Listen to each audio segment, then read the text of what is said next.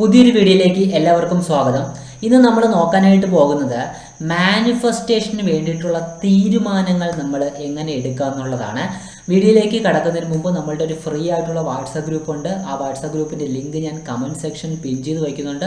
ആ വാട്സപ്പ് ഗ്രൂപ്പിൽ ജോയിൻ ചെയ്യുന്നത് വഴി നിങ്ങൾക്ക് നമ്മളുടെ ഫ്രീ ആയിട്ടുള്ള ലൈവ് ക്ലാസ്സസ് അറ്റൻഡ് ചെയ്യും. അതുകൂടാതെ മാനിഫെസ്റ്റേഷൻ അല്ലെങ്കിൽ ലോ ഓഫ് അട്രാക്ഷനെ പറ്റി നിങ്ങൾക്ക് എളുപ്പത്തിൽ നടക്കാനായിട്ട് വളരെ സ്പീഡായിട്ട് നടക്കാനായിട്ട് ഹെൽപ്പ് ചെയ്യുന്ന നമ്മുടെ പെയ്ഡ് ക്ലാസ് ഉണ്ട്. നിങ്ങൾക്ക് സ്പീഡ് ഒരു പവർഫുൾ മാനിഫെസ്റ്ററായി നിങ്ങളെ മാറ്റുന്ന നമ്മുടെ പെയ്ഡ് ക്ലാസ് ഉണ്ട്. അതിൻ്റെ ഡീറ്റെയിൽസ് നമ്മളുടെ ഈ ഒരു വാട്സപ്പ് ഗ്രൂപ്പിൽ ഞാൻ അതിൻ്റെ ഡീറ്റെയിൽസ് ഇടുന്നുണ്ടാവും. നിങ്ങൾ കമൻറ്റ് സെക്ഷനിലുള്ള വാട്സപ്പ് ഗ്രൂപ്പിൻ്റെ ലിങ്ക് ക്ലിക്ക് ചെയ്ത് നമ്മുടെ വാട്സപ്പ് ഗ്രൂപ്പിൽ ജോയിൻ ചെയ്യാം.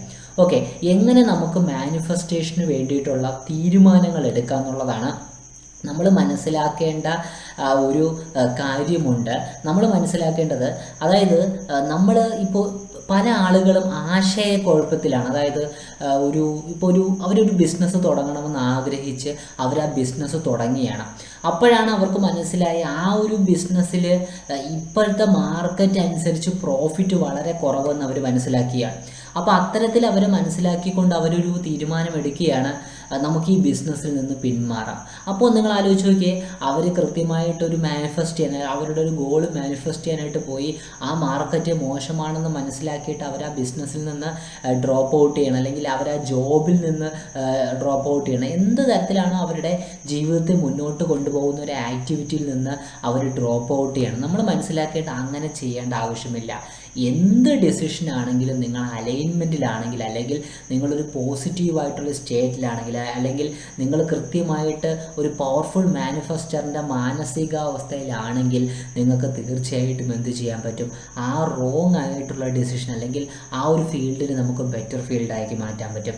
ആ ഒരു ഫീൽഡിൽ നമുക്ക് പ്രോഫിറ്റബിളായിട്ട് കാര്യങ്ങൾ ചെയ്യാനായിട്ട് പറ്റും. പല ആളുകളും പറയില്ലേ, നമ്മൾ ചില ഫീൽഡിലൊക്കെ തുടക്കക്കാരൻ വന്നിട്ട് പതറിപ്പോകുന്നൊരു സിറ്റുവേഷൻ, കാലാകാലങ്ങളിലായിട്ട് ആ ഫീൽഡ് നിൽക്കുന്ന ആളുകൾ എന്ത് ചെയ്യുന്നു, ആ ഫീൽഡിൽ രക്ഷപ്പെടുന്നത് നമ്മൾ പലപ്പോഴും കണ്ടിട്ടുണ്ട്. അപ്പോൾ അതെന്തുകൊണ്ടാണ്? അവർ ആൾറെഡി അത് ചെയ്യാൻ വേണ്ടിയിട്ട് പ്രിപ്പയർ ചെയ്തു.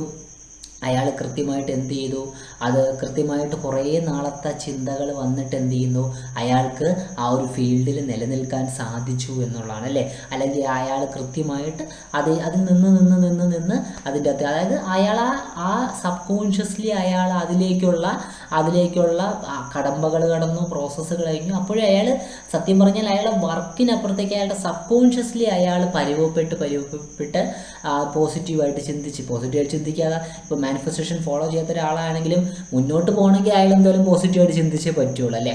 അപ്പോൾ അത്തരത്തിൽ അയാൾ പരിവപ്പെട്ട് അയാൾ സക്സസ്ഫുള്ളായി മാറി എന്നുള്ളതാണ്. അപ്പോൾ അതേ കണക്കാണ്. അപ്പം അയാൾക്ക് പോസിബിൾ ആണെങ്കിൽ എന്തുകൊണ്ട് ബാക്കി ഒരാൾക്ക് പോസിബിൾ ആവുന്നില്ല, ഒരു ബിഗിനർക്ക് പോസിബിൾ ആവുന്നില്ല. അപ്പോൾ നമ്മൾ ഏത് ഡിസിഷൻ എടുത്താലും, അല്ലെങ്കിൽ എന്ത് കാര്യം നമ്മൾ മാനിഫെസ്റ്റ് ചെയ്യണമെന്ന് തീരുമാനിക്കുകയാണെങ്കിൽ, അതിനുവേണ്ടി ആക്ഷൻസ് എടുക്കുകയാണെങ്കിൽ, നമ്മളൊരു പോസിറ്റീവ് മൈൻഡ് സെറ്റോടു കൂടി അത് പോസിബിൾ ആണെന്ന് വിശ്വസിച്ച് നിങ്ങൾ പോകുക. നിങ്ങൾ എന്തെങ്കിലും ഇൻവെസ്റ്റ്മെൻറ്റുകൾ ചെയ്യുന്നെങ്കിൽ ധൈര്യമായിട്ട് മുന്നോട്ട് പോകുമോ. നിങ്ങൾ ലോൺ എടുത്തൊരു ബിസിനസ് തുടങ്ങുന്നു, ധൈര്യമായിട്ട് മുന്നോട്ട് പോകും. ഓക്കെ, അപ്പോൾ നമ്മൾ മുന്നോട്ട് പോകുക എന്നുള്ളത് നിങ്ങൾ മനസ്സിലാക്കേണ്ട. ജീവിതം എന്ന് പറയുന്നത്, ഞാൻ എപ്പോഴും പറയുള്ളൂ, നമ്മൾ കോടിക്കണക്കിന് സ്പേംസുമായിട്ട് കോമ്പീറ്റ് ചെയ്തിട്ടാണ് മനുഷ്യൻ ഈ ഭൂമിയിൽ ജനിച്ചതെന്ന് പറയുന്നത്. അപ്പോൾ ഈ ലൈഫ് തന്നെ ഒരു സർവൈവലാണ്.